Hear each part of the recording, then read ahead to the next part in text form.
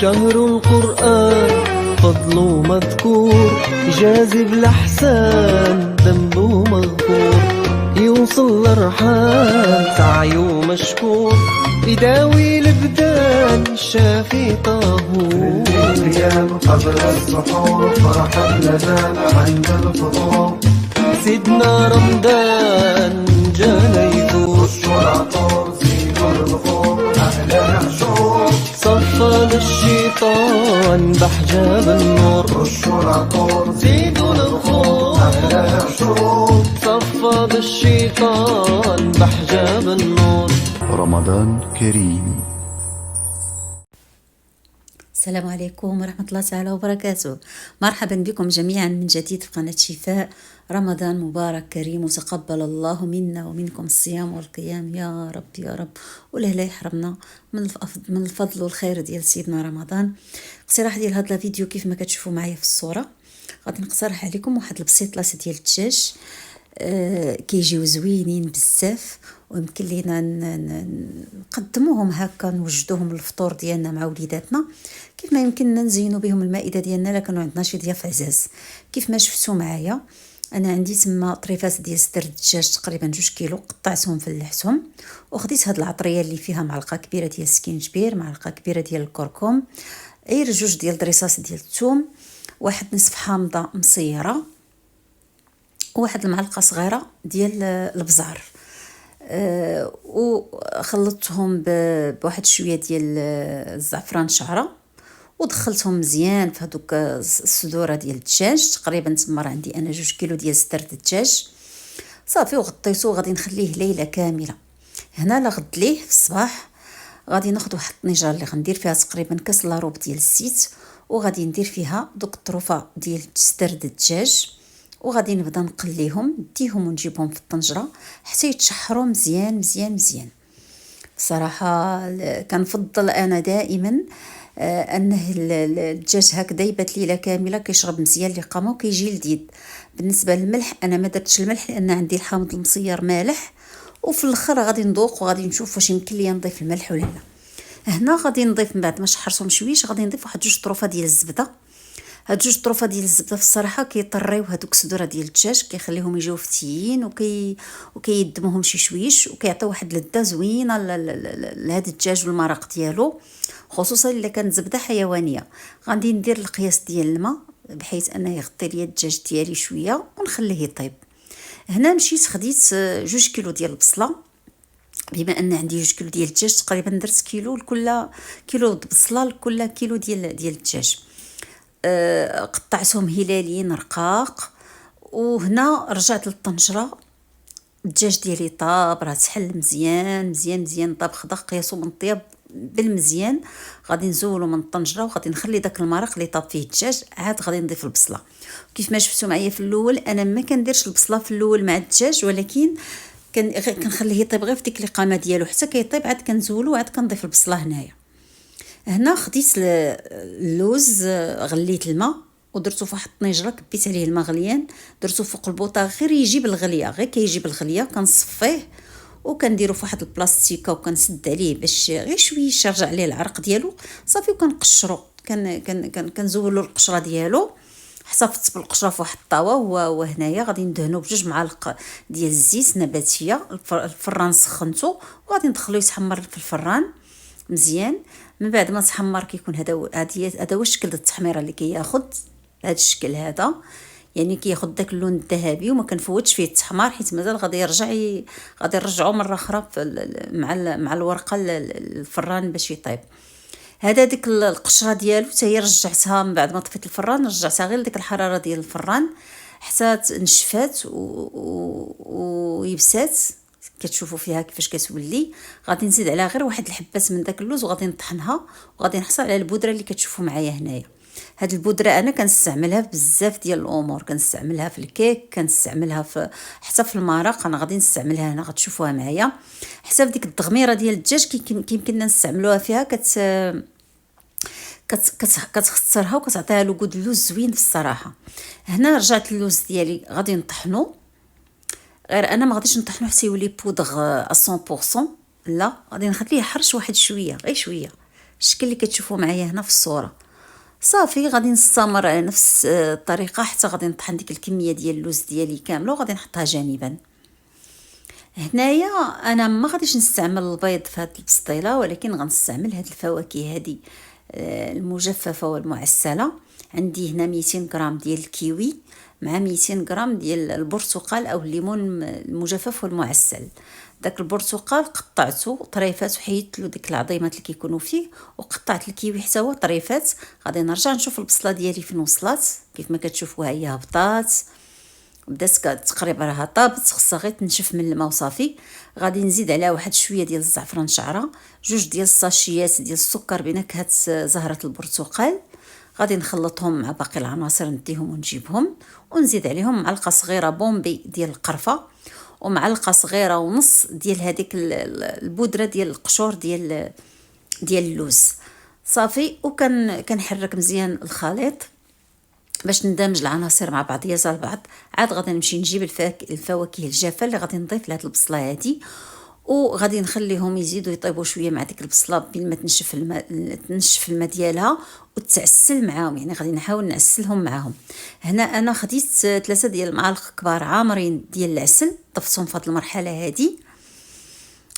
بالنسبه للبصله في الاول راني زدت واحد قبيصه ديال الملح اللي شفتو معايا في الصوره في الاول قبل ما نبدا نضيف التوابل الاخرى، لاني حسيت بانها خصها شويه ديال الملح.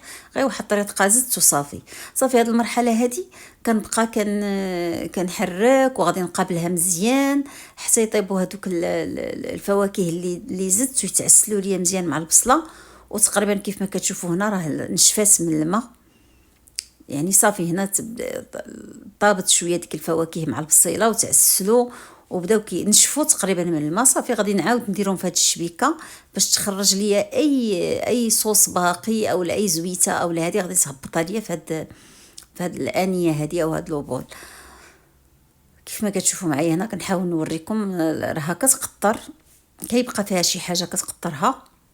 صافي غادي نرجع للدجاج اللي كنكون كنفكو هكا، كنقطعو طريفات بين يديا رقاق، لا كان شي قريوج ولا شي عضيم باقي حاصل لي في داك الصدر كنزولو، وكنزيد عليه هذيك البصله زدتها عليه وميلونجيتهم مع بعضياتهم مزيان حتى ندمجوا مع بعضياتهم بالبيان.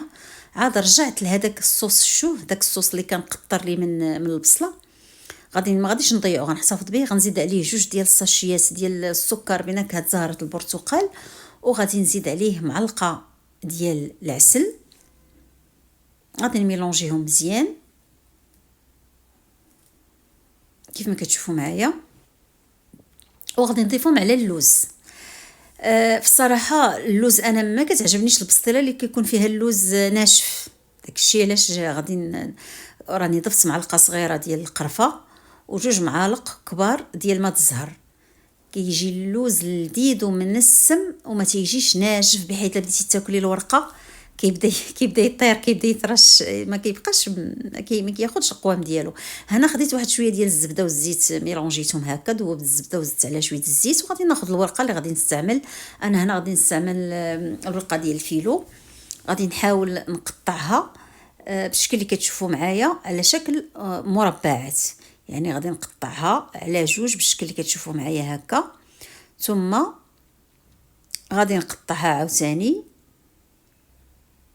على 2 باش نحصل على مربعات صغيره بالشكل اللي كتشوفوا معايا. يعني الورقه كنقسمها على 2، ومن بعد داك النصاص اللي عطاتني كنعاود نقطعهم حتى هما على 2 باش نحصل على مربعات. غنديرها هكا في منيديل في بلاستيكه ونحطها جانبا، ونبقى نهز منها باش نشكل البسيطلات ديالي. انا خديت هاد المقيطع هذا اللي كتشوفوا معايا راه كيكونوا خديته على شكل مربع، باش حيت بغيت نعطي البسيطلات ديالي لا فورم ديال فورم دو كاري، يعني غنعطيها غنشكلهم على شكل مربعات. نوع من التغيير في الصراحه. صافي خديت الدجاج مع البصيله المعسله مع الفواكه اليابسه، كنديرها في القاع، وكندير فوق منها واحد المعلقه ديال اللوز المنسم اللي شفتوه معايا، جا لذيذ في الصراحه اللوز. صافي وغادي نزول هذاك لومول بالطريقه اللي كتشوفوا معايا بشويه. شو كنحصل عليها كنجيب الجوانب ديال البسيطلاس ديالي وغادي نحطها جانبا، وغناخذ ورقه ثانيه كندهن ديما الورقه، كل ورقه كندهنها شويه بالزبده والزيت، عاد كنديرها عاد كنعمرها، وغادي ندير دابا نديرها في قلب ورقه ثانيه غنضوبلها، غادي نحصل على المربع اللي كتشوفوا معايا هنا. صافي غادي ننزلو في الطاوه وغادي نشكل معكم واحده اخرى. انا هنايا غادي نحاول ما نسرعش الفيديو باش تشوفوا معايا الطريقه اللي كنشكل بها هاد المربعات، وكيجي الشكل زوين ديال البسيطلاس. يعني كان بعدو شويه كنغيروا شويه من داك الشكل التقليدي الدائري. كندير داك الدجاج في وسط هذاك الكاري اللي عندي، وكنغطيه باللوز. راه من بعد ملي كنقلب الورقه الثانيه كنضوب لها اللوز، كيولي هو الفوقاني وكيولي الدجاج هو التحتاني. صافي وغادي نزول هذاك الكاري. غادي نجيب البسيطلاس من الجنب، وغادي نحاول في الجوانب كنحاول نجمع دوك الجنيبات ديال الزاويه القائمه باش نطويه. غادي ناخذ ورقه اخرى وغادي غادي ندهنها حتى بشويه ديال الزيت والزبده، وغادي ندير ديك الطويه هي اللي غندير لتحت، وغادي نعاود ندير نفس الشيء. غادي نجيبها نطويها على الجناب. وشوفوا معايا هنا راه كنجمع دوك الجنيبات بجوج، كنجمعهم ديال الزاويه القائمه، كنجمعهم باش نحصل على واحد لو كاري مقاد. شو صافي ما كندير حتى شي حاجه، لا بيض لا حتى شي حاجه باش نلصقها، راه غير هكاك وكننزلها في الطاوه على ديك الطويه اللي لتحت. صافي وكيكون دابا كيرجع عندي اللوز هو الفوقاني والدجاج هو التحتاني. نفس الطريقه غادي نستمر بها، غير بالنسبه لهاد لو كاري هذا ملي نكونوا كنخدموا هكا بالمعلقه كنديروا الحشوه لتحت وكنديروا من فوق منها اللوز. نحاولوا من ايطاليوش بزاف على الجوانب باش يسهل علينا التخراج ديالو. صافي كنطوي الطويه الاولى، كنرجع الطويه الثانيه. هنايا راك شفتوا كنجمع دوك الزوايا القائمه شويه في الجنب بالطريقه اللي كتشوفوا معايا، وكنجمعهم مع بعضياتهم كنحصل على واحد المربع. وباش نضوب هذا غادي نحاول ناخذ ورقه اخرى، الطويه كنديرها من التحت وكنعاود ندير نفس العمليه. كنظن ان الطويه راه واضحه لكم دابا مزيان. صافي وكنرتب كلشي في الطاوه وكنرجع ندهن دوك البسيطلات ديالي بالزبده والزيت مزيان. الفران كنديرو كيسخن على درجه حراره 240، ولكن ملي كندخل البسيطلات ديالي كنهبطو لدرجه حراره 150 حيت هاد الورقه دغيا كطيب. تقريبا كتاخذ 4 ساعات ل 20 دقيقه كتكون واجده. دهنتها انا بالعسل وزدت عليها اللوز ايفيلي، وغادي ندير واحد الرشه ديال العسل فوق اللوز الايفيلي، وغادي نردها الفران 5 دقائق فقط، غير باش داك اللوز ايفيلي كيتلصق مزيان مع العسل وكيعطي واحد التعليكه زوينه، وكيجي الشكل ديال البسيطلاس كيف ما كتشوفوا كيجي شكيل زوين بزاف في النظره. صافي وكيكونوا البسيطلاس ديالي واجدين. هذا هو الشكل النهائي ديالهم. هنا راه باقي سخانين في الصراحه، راني هزيتها وحرقاتني. غادي نقطعها معكم باش تشوفوا الحشوه كيفاش كتجي. شوف كيفاش كتجي اللوز معزول على الحشوه ديال الدجاج مع البصله المعسله. واللذه والمذاق راه ما نقولش لكم كيجي اكثر من رائع. يعني غير جربوها بهذه الطريقه هذه غادي تعجبكم بزاف، وغادي تحمر لكم وجهكم الا كانوا عندكم شي ضياف عزاز جاوكم. ها انتم كتشوفوا معايا الشكل فاش كنردوها، كنعاودوا نديروا شويه ديال رشيشه د العسل فوق اللوز ايفيلي وكنردوها للفران. داك اللوز ايفيلي كيشد مزيان وكيتعلق وكيتعسل مع هذا. شوفوا الحشوه كيفاش جات، اللوز مع الدجاج، الوريقات مقرمشين واحد القرمشه رائعه. راكم كتعرفوا لا باتافيلو. وكنتمنى ان الاقتراح ديال لا فيديو يروق السيدات اللي كيشاهدوه. ما تنساوش ليا بصمات ديال التشجيع بتعليقاتكم تشجيعاتكم. الا كنتي اول مره كتشوفي القناه ما ترديش في الاشتراك الا عجبك المحتوى مع تفعيل الجرس. كنتمنى توصلوني لانكا باش نقدر فعلا نفعل القناه ونزيدوا القدام ان شاء الله تعالى. الفيديو شارف على النهايه ديالو، ما بقى لي الا نقول لكم الى اللقاء ان شاء الله تعالى، فيديو جديد في وصفات رمضانيه جديده وفي افكار جديده واقتراحات جديده اللي كنتمنى دائما انها تكون عند حسن ظن الجميع، وانها تلبي احتياجات جميع السيدات اللي كيشاهدوا القناه. اترككم في رعايه الله عز وجل.